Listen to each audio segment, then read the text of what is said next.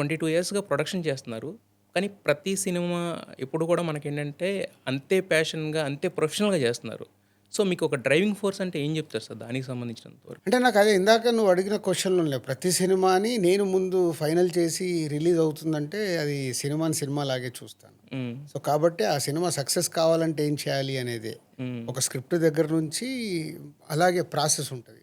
ఆ ప్రాసెస్‌ని ఎంజాయ్ చేస్తాను. ఎంజాయ్ చేస్తారు. కానీ ప్రతి సినిమా అటెంప్ట్ అనేది రిస్కే కదా! కంపల్సరీ. అంటే అక్కడే స్క్రిప్ట్ ఫైనల్ చేసుకునే దగ్గరే సినిమా డిసైడ్ అవుతది 1.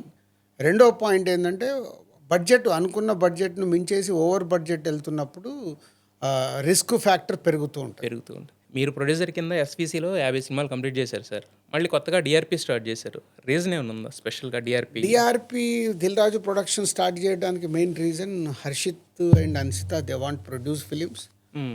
సెపరేట్లీ. సెపరేట్‌లు అంటే నెక్స్ట్ జనరేషన్ టేస్ట్ ప్రకారం వెళ్ళాలి అని హ్మ్. డిఆర్‌పి స్టార్ట్ చేయడం జరిగింది. So, I want give freedom to them కొత్తోళ్ళతోని. పాయింట్ 1 అది. పాయింట్ 2 నేను 'దిల్' నుంచి ఆల్మోస్ట్ ఒక Mister Perfect, Oh My Friend వేణుని ఇంట్రడ్యూస్ చేసే వరకు మ్యాక్సిమం అందరితో కొత్తాళ్ళతో చేశాను.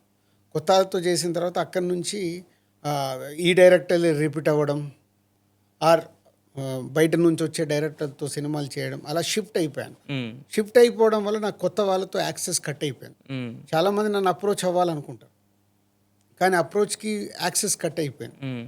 సో డిఆర్పి స్టార్ట్ చేయడానికి 4 ఇయర్స్ బ్యాక్ మెయిన్ రీజన్ అది. సో ఇప్పటికీ డిఆర్పిలో 4 సినిమాల్లో 4 కొత్త దర్శకులతో నేను చేశాం. 3 రిలీజ్ అయ్యాయి. అవును sir. First Balagam, second Janaka Aithe Ganaka hit, third love me work out అవ్వలేదు, హ్మ్. ఫోర్త్ ఇప్పుడు Aakasam Daati Vasthavu ready for release. Ready for అది కూడా కొత్త వాళ్ళతో అందరితో చేసింది. హ్మ్. సో దానికోసం కొత్త వాళ్ళని ఎంకరేజ్ చేయాలంటే ఒకటి కావాలి అని. ఇప్పుడు అది కూడా ఇప్పుడు వాళ్ళేంటి ఇప్పుడు హర్షిత్, అన్సిత కూడా షిఫ్ట్ అవ్వాలనుకుంటున్నారు నెక్స్ట్. హ్మ్. నో మా కొత్త వాళ్ళే కాదు, we want make is a big films also. హ్మ్. ఇప్పుడు డిఆర్పిలో హర్షిత్, అన్సిత ప్రొడ్యూస్ చేయాలనుకుంటే they will go to is a big films. Okay. దానికోసమే మళ్ళీ నాకు కొత్త వాళ్ళతో వర్క్ చేయాలని ఉంది నెక్స్ట్. హ్మ్. హ్మ్. సో కొత్త వాళ్ళకు ఒక ప్లాట్ఫామ్ క్రియేట్ చేయాలని, దానికే ఇప్పుడు Dil Raju Dreams yes. New company launch చేస్తున్నాము. హ్మ్. సో దాంట్లో ఇంకా ఇయర్లీ ఒక minimum I'm expecting 5 to 6 new డైరెక్టర్స్ని కంపెనీ ద్వారా తీసుకురాబోతుంది. తీసుకొస్తారు. అయితే యాక్చువల్‌గా మీరు ఇంతకుముందు మీరే చెప్పారు. అంటే ఇంతకుముందు మీరు చేసిన 'బొమ్మరిల్లు' గాని, ఇలాంటి బ్లాక్ బస్టర్ 'ఆర్య' ఈవెన్ ఏదైనా కూడా బ్లాక్ బస్టర్ సినిమాలన్నీ కూడా మీరు కొత్త డైరెక్టర్స్‌తోనే కంటెంట్ నమ్మే తీశారు. బట్ ఈ మధ్య మళ్ళీ అంటే ఆ షిఫ్ట్ తీసుకోలేకపోవడానికి రీజన్ ఏంటి సార్? అంటే ఓన్లీ చేసిన వాళ్ళతోనే మళ్ళీ చేస్తున్నారు. లేకపోతే పెద్ద డైరెక్టర్స్‌తోనే చేస్తున్నారు.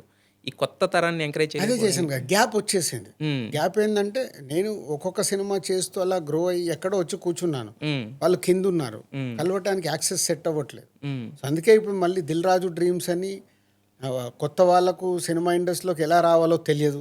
సో ఇఫ్ వాళ్ళ అప్రోచ్ కావాలని చాలామందికి ఉంటుంది. హ్మ్. వాళ్ళ దగ్గర కాంటెంట్ ఉంది, రైటా రాంగా డైలీ నేను 10 కథలు వినలేను కదా, ఓకే.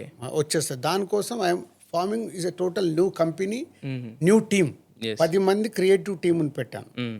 సో ఇప్పుడు దిల్ రాజు డ్రీమ్స్ ద్వారా వాళ్ళు స్టోరీ చెప్పాలనుకునే వాళ్ళు 10 మంది ఉన్నారు. దిల్ రాజు ఒకటి అవసరం లేదు. యెస్. ఈ 10 మందికి చెప్పి 10 మందిలోకెళ్ళి 6గురికి 7గురు ఓకే చేసింది నా దగ్గరకు వచ్చేస్తారు. ఓకే.